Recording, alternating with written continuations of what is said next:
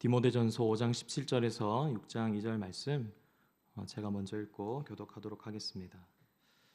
잘 다스리는 장로들은 배나 존경할 자로 알되 말씀과 가르침에 수고하는 이들에게는 더욱 그러할 것이니라.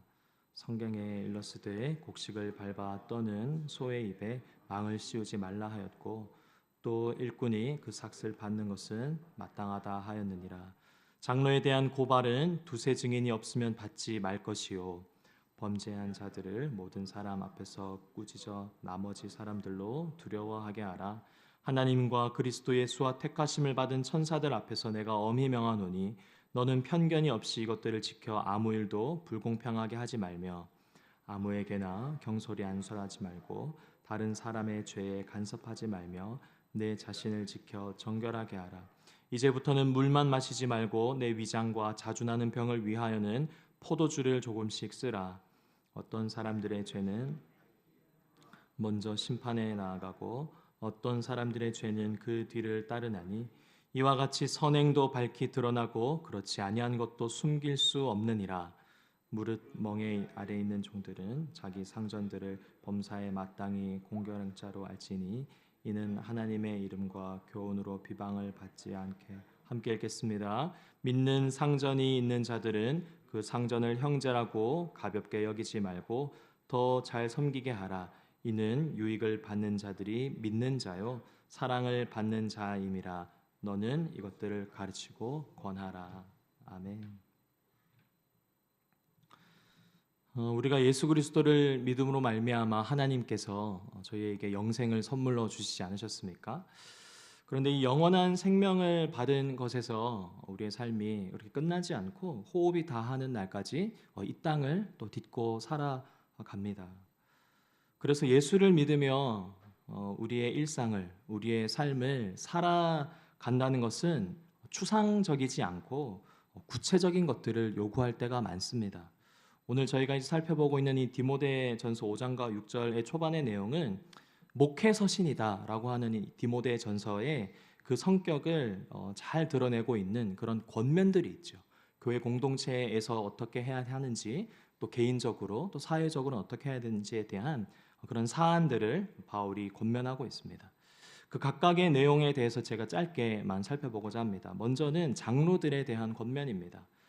바울은 디모데를 통해서 교회 내 장로들, 여기에서는 두 부류의 장로를 이야기를 하는데 직장을 갖고 있으면서도 사역을 하고 있는 그 장로들과 직장 없이 교회 사역을 전임으로 하고 있는 장로 또는 지도자들, 이 두 종류의 장로들을 다 이야기하고 있습니다.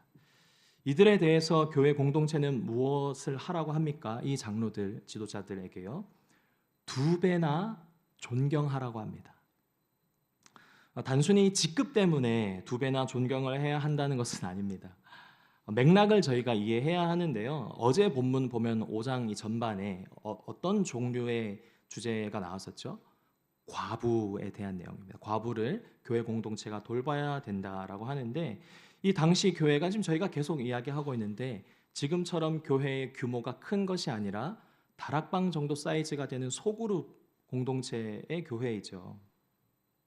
이 다락방 규모 정도라고 생각하면 이 교회 공동체가 과부와 그의 자녀와 생계를 감당하는 것만으로도 그 공동체는 굉장히 큰 부담과 책임을 안고 있는 것입니다.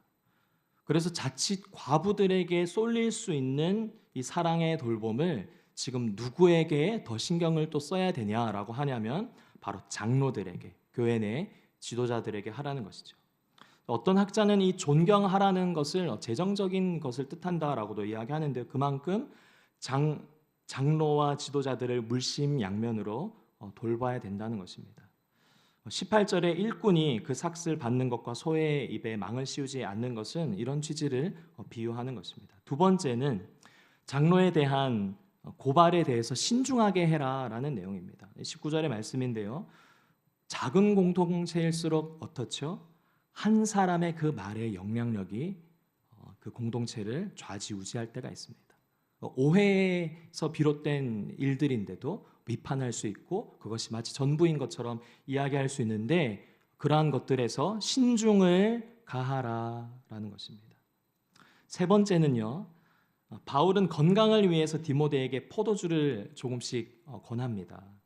디모데가 활동하던 이 시기는 그리스 철학의 한 학파인 금욕주의자들이 굉장히 활개를 쳤던 때인데요. 이 디모데가 금욕주의자들에게 영향을 받았는지는 알 수는 없지만 확실한 것은 그가 물만 먹으면서 자신의 병을 돌보고 있었다는 것입니다. 자신의 위장과 자주 나는 질병을 물만 먹으며 치료하고 있었던 거죠. 근데 저는 이 대목에서 저희 아버지가 생각이 났는데요. 제가 이제 부정맥을 치료하던 20대 때 아버지가 저에게 포도주를 좀 먹어라라고 권하는 거예요. 너의 건강을 위해서. 그래서 제가 어떻게 했을까요? 마시지 않았습니다. 대신 약을 꼬박꼬박 챙겨 먹었습니다. 사실 이때 제가 이제 믿음으로 이 질병이 나을 거다라고 되게 굉장히 이제 하나님을 많이 붙들던 때였거든요. 진료는 계속 받고 있는데 약은 이렇게 이제 뭐 6개월치를 처방해 준다면 그거를 잘 안 먹고 그냥 아플 때 통증이 있을 때만 좀 먹었던 거죠. 아버지가 권하신 이 디모데전서 5장의 말씀을 제가 다시 읽어봤는데 하나님이 문화 가운데서도 발전을 이루시고 의료도 하나님이 주신 선물인데 내가 이걸 등한시하는 것은 아니겠다 싶어서 약을 먹기 시작했습니다. 지금은 다 완쾌가 됐고요. 마지막으로 오늘 이제 또 보면 6장 1절 2절의 내용을 보시면 종들에게 주인을 어떻게 하라고요? 잘 섬겨라 라고 이야기합니다. 이 대목이 굉장히 저는 흥미로웠습니다. 왜냐하면 교회 공동체 내에서는 주인과 종의 그 관계를 뭐라고 이야기하냐면 2절에 보시면 형제라고 이야기합니다. 교회 공동체에서는 형제예요. 주인이어도 종이어도 형제입니다. 그런데 사회에서 형성된 주인, 종과 주인의 관계를 교회 밖으로 나갔을 때는 어떻게 하라고요? 더 잘 지켜라 라고 하는 것입니다. 그리스도인들이 교회 밖에서도 성실히 소금과 빛의 역할을 감당해야 한다라는 것을 묵상하게 됐습니다. 사실 오늘 본문에 제가 이제 이렇게 급하게 쭉 말씀드렸는데요. 에베소 교회 교인들과 지도자들에게 맞는 바울의 권면이라서 이 여러 가지의 것들을 원포인트로 주제 삼아서 이렇게 설교하는 게 참 쉽지는 않은 본문이지만 그럼에도 불구하고 단어로 오늘 이 본문의 내용들을 한 단어로 좀 규정하자 그러면 균형이라고 볼 수 있을 것 같습니다. 과부들에게 쏠릴 수 있는 교회의 돌봄이 장로와 지도자들에게도 가야 하는 그 균형이요. 또 교회 공동체가 한두 사람의 비판과 오해에 휘둘리지 않고 모두의 이야기를 신중하게 들어야 하는 그 균형. 개인의 건강의 영역에서도 믿음뿐만 아니라 문화 안에서 일하시는 그 하나님, 의료 체계를 통해서도 얼마든지 역사하시는 그 하나님을 신뢰해야 한다는 그 균형.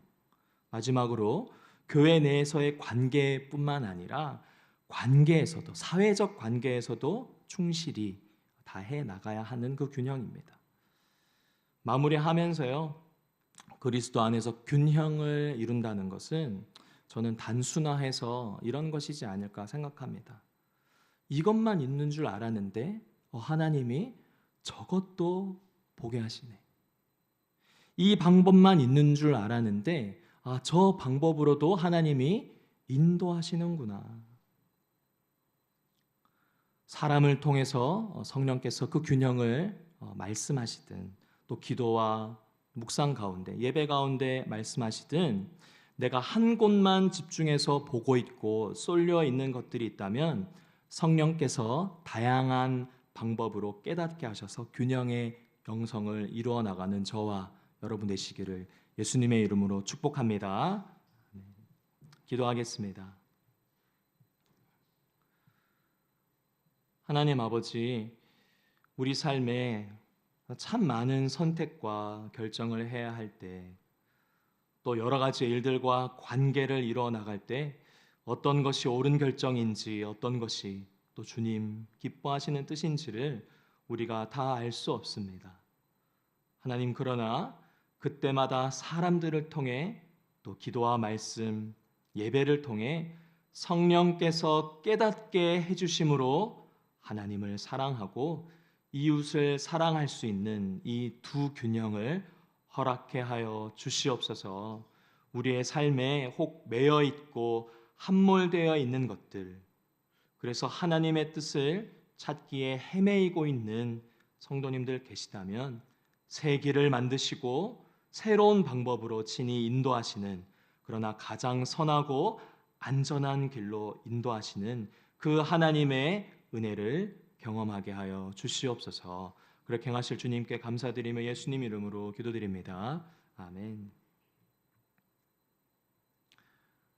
두 가지 제목으로 함께 기도하시고 개인 기도로 나가실 텐데, 첫 번째는 오늘 말씀을 묵상하면서요, 주님, 제가 함몰되어 있는 영역들이 있다면, 또 한 방향으로만 어떤 뜻을 정하고 있다면, 주님, 저의 굳어진 마음을 주님께서 은혜로 순하게 만들어 주셔서 주님의 음성을 듣게 하여 주시옵소서.